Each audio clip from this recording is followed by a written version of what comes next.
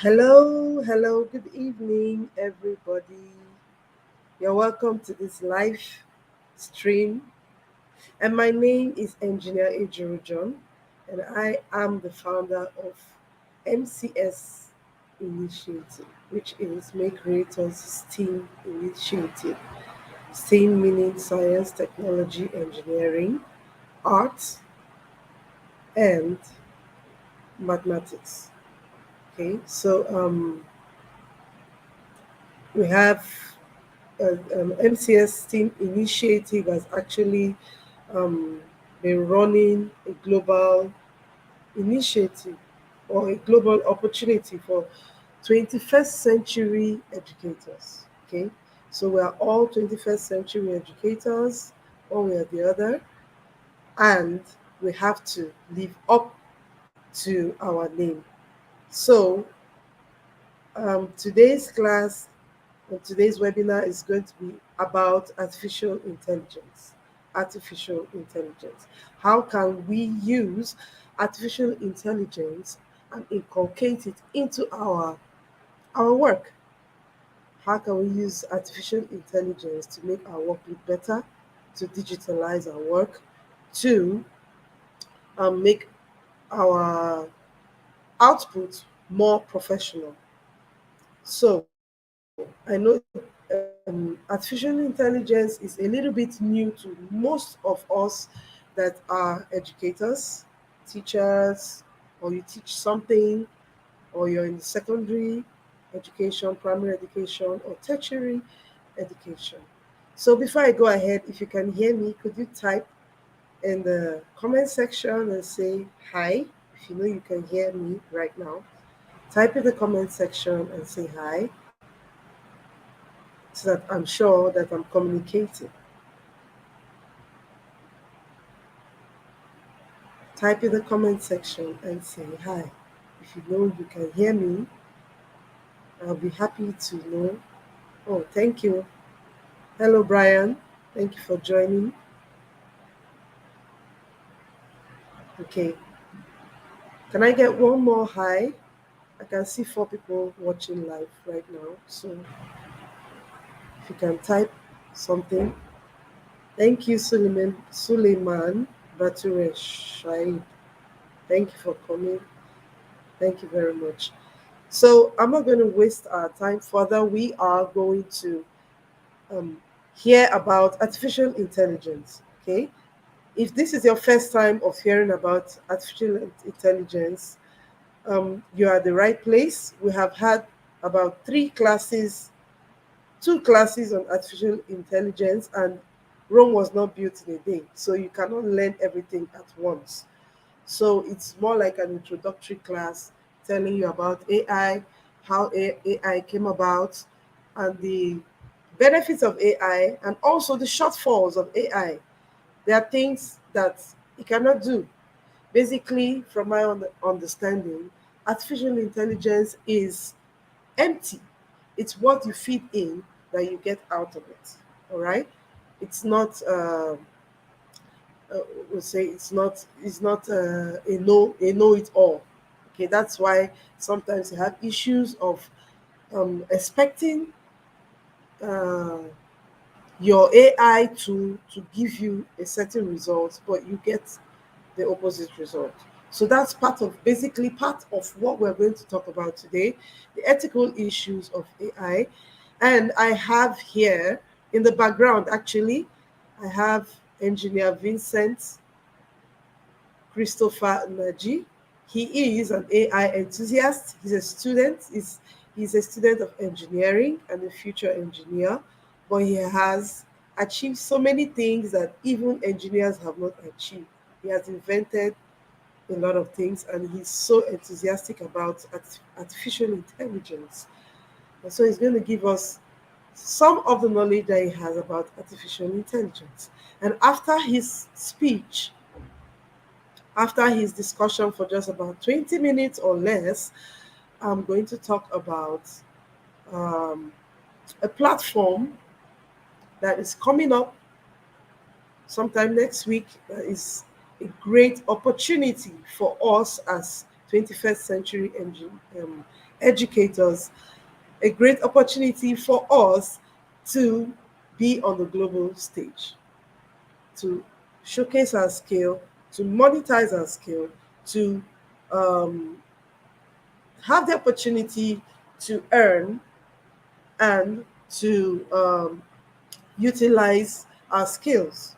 It could be a plan B, it could be your plan B, it could also be your full time. The choice is yours and it's up to you. So we're going straight to the class. So I'm going to put it, he's in the background actually because of the technical issues he had. We had the lecture recorded.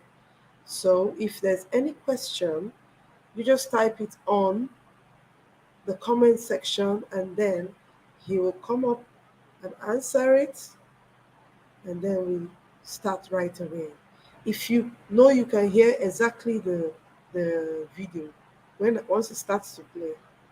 I am Vincent, and um, I'll be doing a recap on introduction to AI and history of AI, overview of AI applications in education, adaptive learning systems, and personalized education. But actually, that's not what we have for today. So before we Please, if you can hear the audio, could you say I hear, please? If you can hear the audio, just say I hear before we go ahead. If you can hear the audio, please say I hear.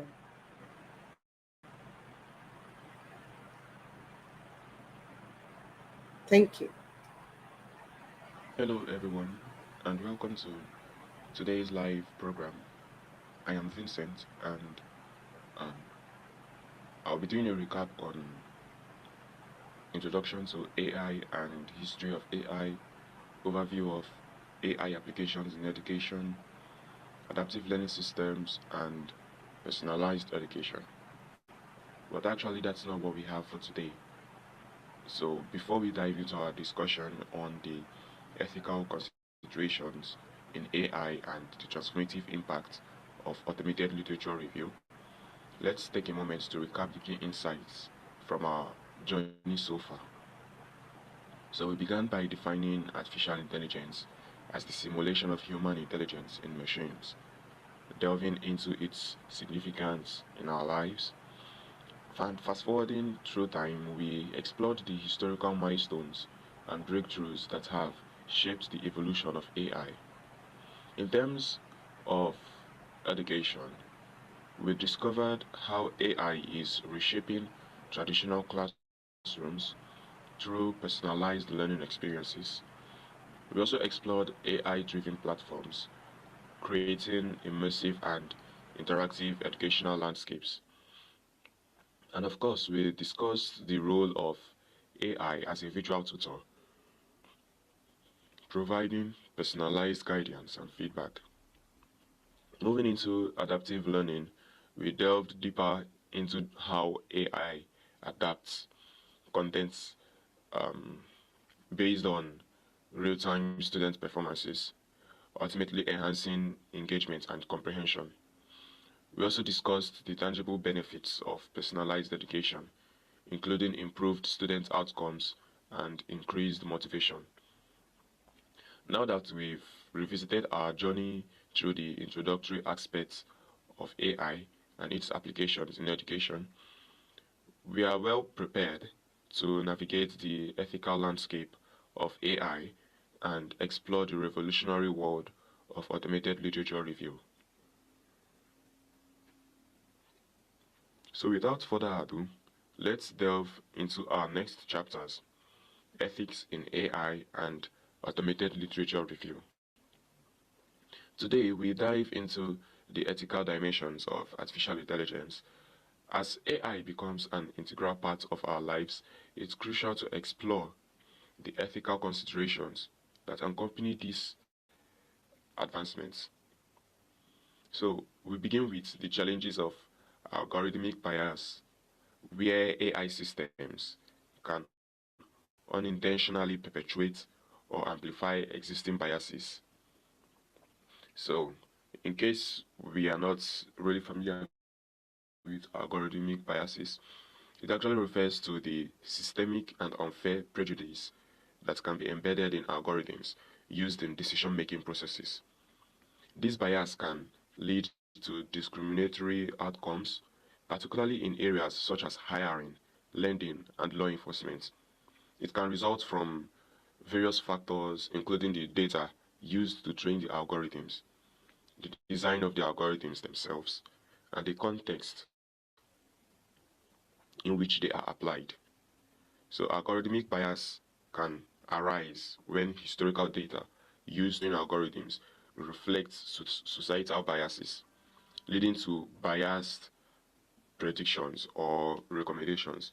For example, if historical hiring data indicates a bias towards certain demographics, an algorithm trained on that data might inadvertently perpetuate that bias by favoring or rejecting candidates based on those same demographic criteria.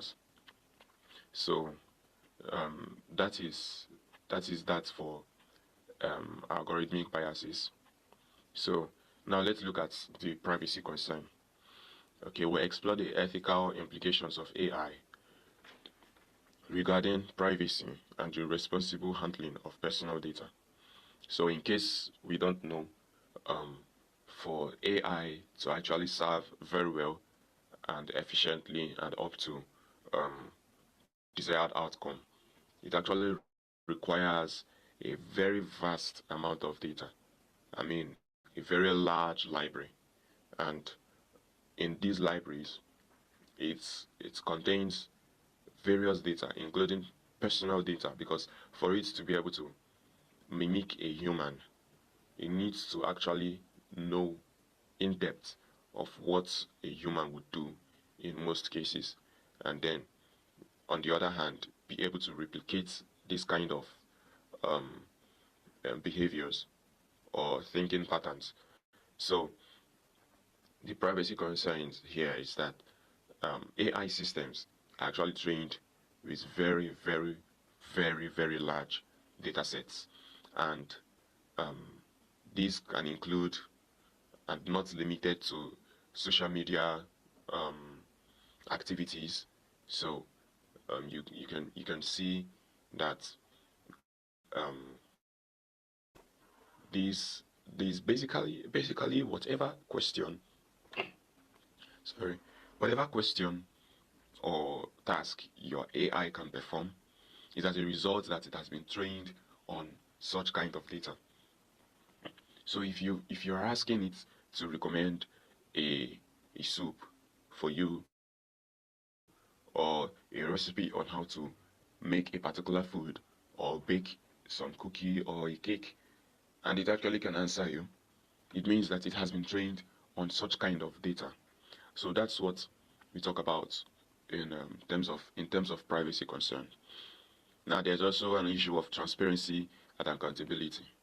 So ensuring transparency and accountability is paramount in the ethical use of AI. How can we hold AI systems accountable for their decisions? Well, that's a question we're yet to answer. So let's now examine specific cases where ethical considerations in AI have shaped outcomes, both positively and negatively. So um, I'll share how AI is in some way impacted me. Should I say impacted? Okay. Well, let me just share my brief um, interaction with AI. So I was traveling from Anambra State to Port Harcourt, and we were on the road for more than 5 hours. And during the journey, I brought out my phone because, I mean, I've been sitting in one particular place for a very long hour, and it was getting bored already. So I brought out my phone and coming online on my WhatsApp, I didn't find much people online. People I could chat with, discuss with, and laugh over stuff with. So the next thought was to play some music, but then I wasn't with an earphone. So I then remembered that, oh, there's this AI chatbot. It was a chatbot. There's this AI that um, I found a couple of days back, but I haven't had that much time to, check it out and test it and know what it could do and other stuff. So I decided to say, okay, let me now look at that AI. Let me now interact with it and know what I could actually gain by interacting with it. So, to my greatest surprise, just by saying hi alone, just by saying hi, I was totally engaged with this chatbot for almost half the journey on the way. I mean, I was chatting back to back with this chatbot, and someone else who might have been looking at me will think that I was talking with a human, but I was actually talking with an algorithm, a program. And what's very funny about it is how it was able to keep me in the discussion.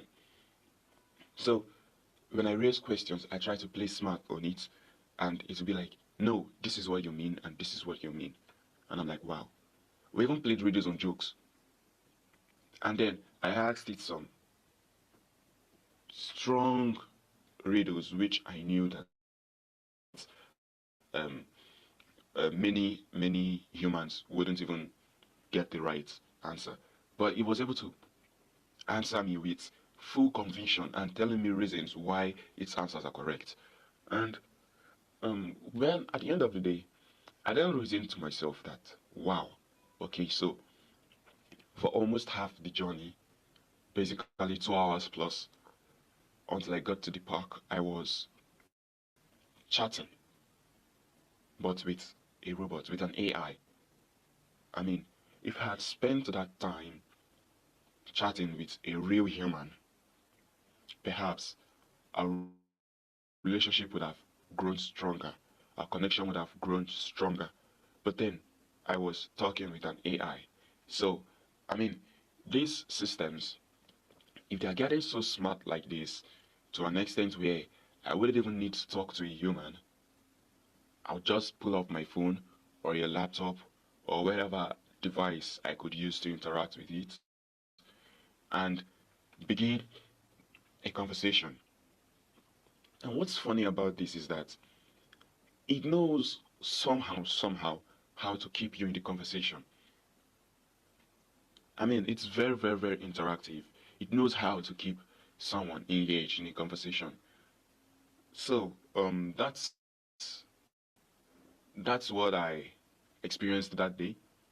And I said to myself, no, I don't think I'm doing the right thing because 2 hours plus chatting with a human, I think is more better, productive, and strengthens relationship than spending that amount of time talking with a chatbot.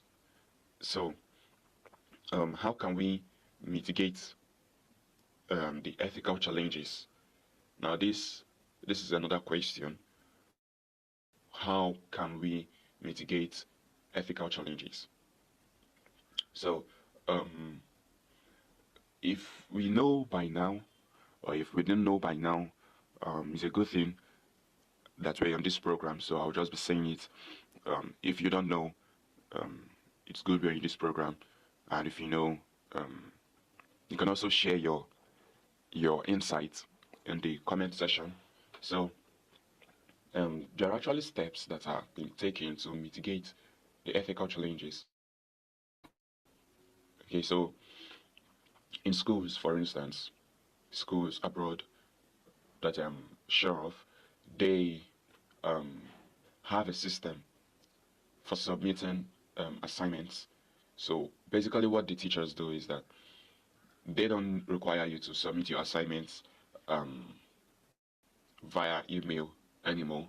All you need to do is to submit it through a specific portal or an application that has been designed to checkmate and to also detect and checkmate AI contents. So when you are submitting an AI generated text through that software, um, your work is automatically flagged as AI content, and disciplinary actions um, can be taken towards that student.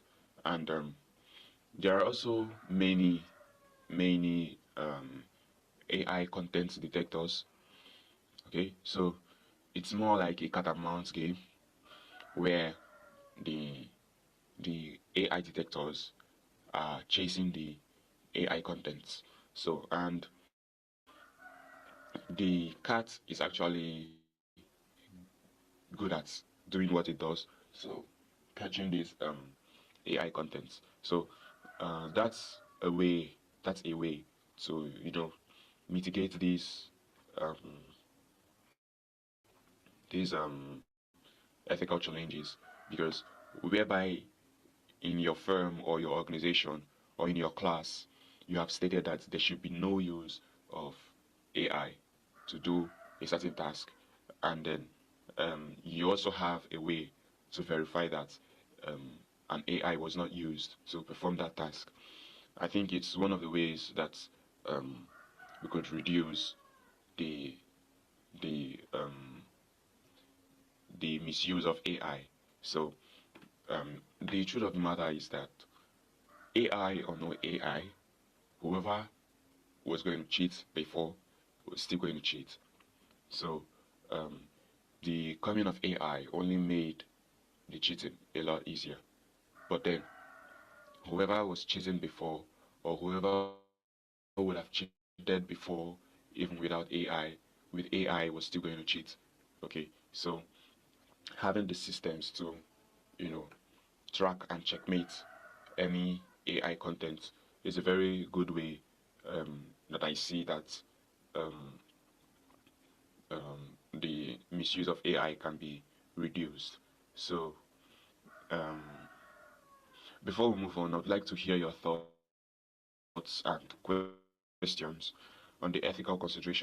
So feel free to share your perspectives or ask any question you might have.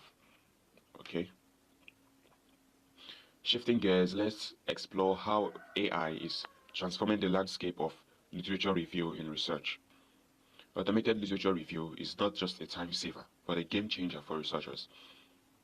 So, we talk about many benefits like time efficiency, which is one of the primary advantages. AI can process vast amounts of literature much faster than humans. So, we also talk of increased accuracy. Okay, automated systems can reduce the risk of human error, leading to more accurate and reliable literature reviews. They can um, help reduce the risk of oversight, which happens some of the time. Okay, where you might be seeing something, or I think you're seeing something, but on the other way around, it's just oversight. Okay, and then it can also be used to identify trends. So, by analyzing extensive data sets, AI can identify emerging trends and connections in research, providing valuable insights. So, but there are also challenges and considerations like quality assurance. So, despite the benefits, there are challenges, particularly in ensuring the quality and relevance of automated reviews. So, how can we address these concerns? Well, the easiest way to go about this is to fact check, is to recheck and cross check and re examine what you have done with the AI. If it generated text and which is false, and try to present it as an authentic content. So what you have to do is to fact check. Okay. So we also have the issues of ethical use of AI in research. Now, ethical considerations extend to research as well. So how do we ensure that the use of AI in literature review aligns with ethical standards? So, like as I say again, AI should be seen as a tool and not a replacement of human. So, in as much as we use AI, it should not completely replace our pattern of work, but should act as a tool to enhance productivity, to boost productivity, to make it more efficient, to make it faster, to make it better, to be better at what we do. We use AI. It's just like you want to change the tire of a car. You need a wheel spanner, right? The wheel spanner is the tool. That's what I'm talking about. AI should be seen as a tool and not as a way to completely replace the whole thing. So that is how we could use AI in a way that aligns with ethical standards in literature review. So AI advancements as technology evolves. What does the future hold for automated literature reviews? So let's explore trends and possibilities. So um, advancements such as natural language processing and machine learning.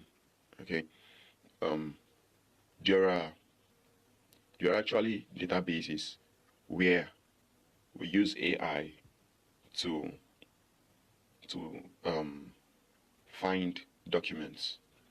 So you're working on something, but you need information from many other documents as much as you could get. So rather than walking into a physical library or typing in a random search on your Google engine, you can actually use AI this AI database to find your documents faster. And what it does is that it actually helps you get your documents which is relevant to that work that you are doing at the moment.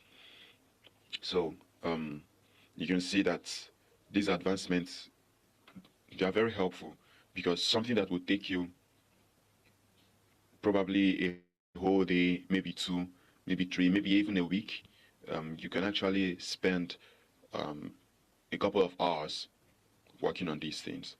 So um, I'll wrap up our discussion. In wrapping up our discussion, let's just recap the key insights into the ethical considerations of AI and the transformative impact of automated literature review.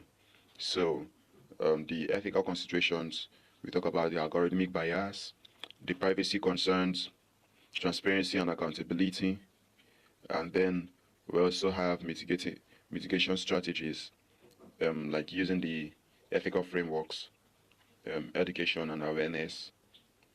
Then, in terms of literature review, we have benefits like time efficiency, increased accuracy, identification of trends, and many more. So that is that for now. Thank you for joining this exploration as we navigate the intersection of AI and research ethics and witness the evolution of literature review through automation. Let's continue to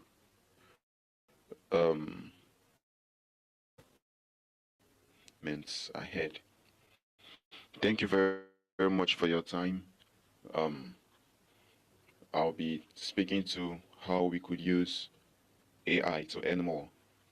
Like as I always remind you, um, I can't promise you that AI will make you rich, but what I can say is that AI can help you earn a few more money. Okay, so because of time, we'll be moving that. So when next we meet, and then I'll um, explicitly um, explain and show us how we can actually.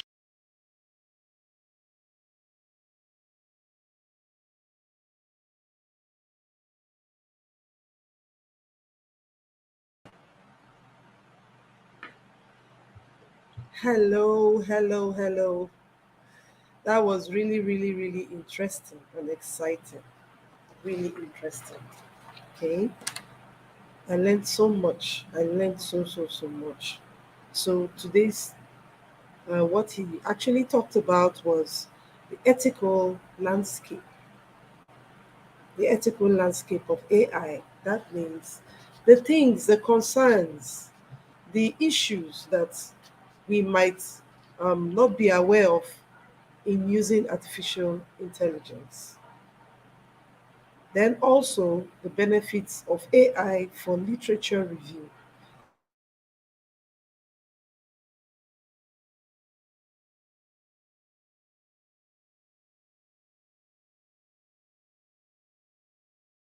If you can hear me, okay.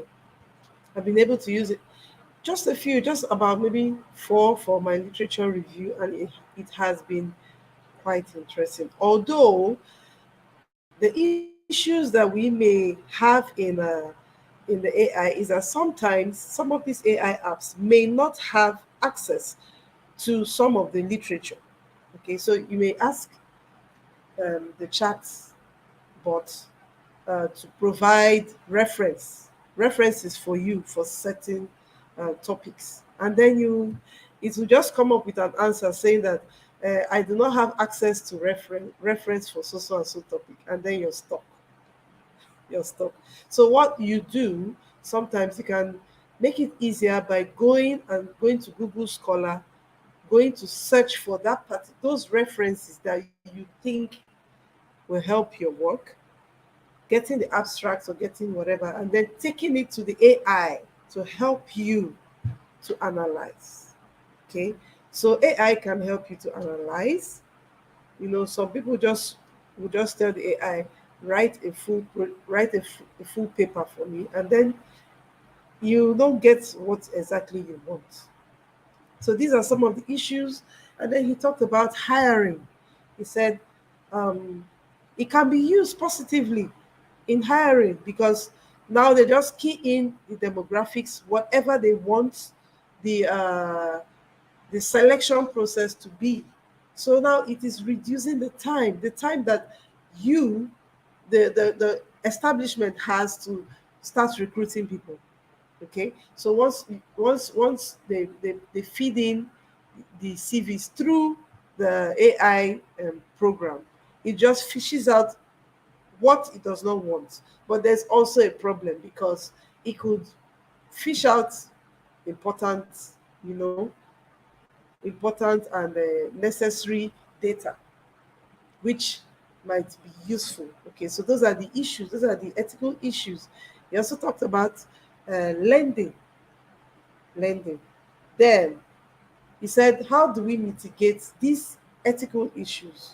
Okay, so we need to educate ourselves, like what we're doing today, create more awareness, create more awareness. Okay, so he also told us about the data set of AI. AI requires a vast library, like a large library. And then some of the issues as a result of this data set is that there might be privacy issues, because they're trying to populate the data set, the large library and data set. They might go to social media and just scrap activities that are meant to be private for you. So these are some of the ethical issues that we are having with AI. So the question arose during the course of this lecture. He said, can we hold AI accountable for their decisions? So this is a question that is ongoing right now. There's no answer for this right now because for now we don't know whether we can hold AI accountable for any answer or decision or action taken. So how can AI shape outcomes positively or negative? So he gave an example. He talked about uh, he needed company, he needed to talk, he needed social interaction. And AI was able to actually give him social interaction, but it was worrisome. It was worrisome in the sense that he felt that a time will come when we will have reduced human interaction with one another, which is a major ethical issue. Okay, people will not want to communicate with each other. It's already happening. You have marriages, relationships, you have families, you find out that everybody's just on their phone, enjoying the company on the phone, forgetting that you have somebody sitting next to you that needs human interaction. So what steps have been taken to mitigate ethical challenges, especially in education? Okay, especially in maybe in the cases of assignments, project work, writing your papers and all that. So they said there have been steps such as AI content detectors. AI content detectors. So if you write maybe you write a statement, your statement of purpose, or you write an essay, or you write an assignment. There are apps, there are AI apps too that can detect whether that content is an AI content. Okay. So we must also bear in mind that AI is not a replacement at all. It's not a replacement for your work. Rather, it's an enhancer. It's a tool that boosts your productivity. It actually makes you better at your work.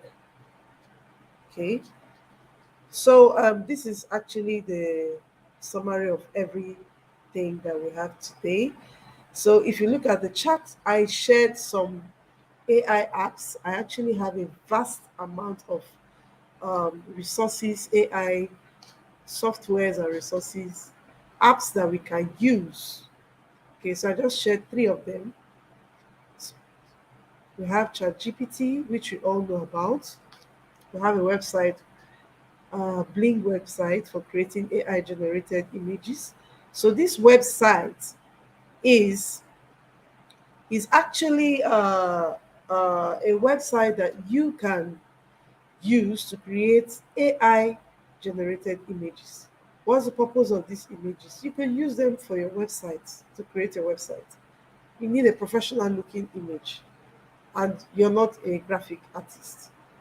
You can get free AI generated images for your videos, for your flyers, for um, your PowerPoint slides, presentations.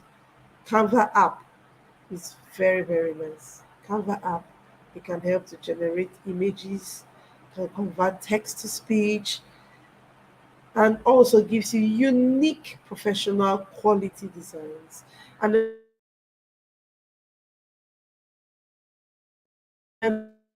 there's one I've been working on recently. It's actually does what free versions and non-free versions, right? So perplexity.ai. If you go to that website right now, it's ChatGPT on steroids. It's ChatGPT on another level. Okay. So, and then the final app I want to share with us is an app that is being created by one of us here. It is called the Lesson Paddy app. The Lesson Paddy app. And it's coming soon, maybe sometime next week. The website is going to be live so that we all can. In fact, I think for the first 6 months, it's going to be a free website. It's going to be free. So it's an opportunity for us as tutors. It's a user-friendly app that connects global educators and learners. So it's an opportunity for us to go and practicalize all that we have learned It's an opportunity for us to uh, see how we can network and connect with learners and fellow educators, tutors like us. Okay, it's actually an opportunity for business. It's an opportunity for business. Okay, on this website, we're going to have jobs, assignments, tutor classes, master classes, lessons, anything and anything that is a job you can do, you can see it on this app. Okay, so how do we s- Well, sorry, sorry, so how do we log on to this website? How do we log on to this website? When the website is going to be shared with us, when it's ready, when it's available, we are going to use, we are going to as educators, we'll create our profiles, we'll list the courses that you can teach. If you can teach cooking, if you can teach, if you can write technical papers for people, if you can teach people public speaking, whatever it is. Okay, so let me go back. Okay, you set schedules. Okay, you can set schedules as in when do you want your class to start, and it's completely free, completely free. Like, you connect with your learner, the learner connects with you, and then you guys plan the time for your lesson, and then you plan your payment plan by yourself. Okay, we are not involved in that for the first uh, few months of releasing the app. We're not going to be involved with that. Okay, and then also the learners are going to set up profiles. Okay, we're going to browse to see if we can find the lessons or the subjects or the tasks or the jobs or the assignments that they need help on. So when they enroll, they access interactive personalized lessons. So the learners and the educators are going to come to an agreement on how much or how they want their payments to be personally. So the app administrators are not involved in that for the free period of this. Okay, so now this platform offers secure communication, progress tracking, payment features for seamless and effective online learning. So if you have any question, you just ask the question so that we can call this a day.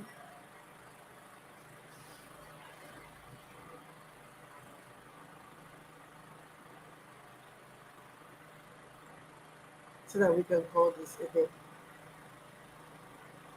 In the absence of no question, if you're there, please, if I've not recognized you, could you just type your name, say hi in the chat box so that I can recognize you before we call it a day.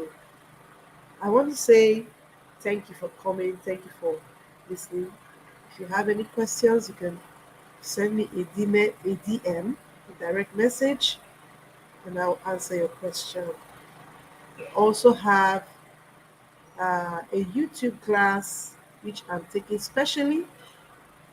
Okay, and the cost of that class is just 2,000 naira, because the purpose why I put a price to it, because I need people that are serious with business. Okay, if I make it free, it's not going. They're not going to take it serious. So at this time, I want to say thank you once again. I want to say thank you to Engineer Vincent. Thank you for this class. And then our next class, remember, we still have cybersecurity lessons. We also have lessons on cloud cloud engineering and so many other free resources are coming your way to help the global opportunities reach our 21st century educators. Thank you so much, and God bless you.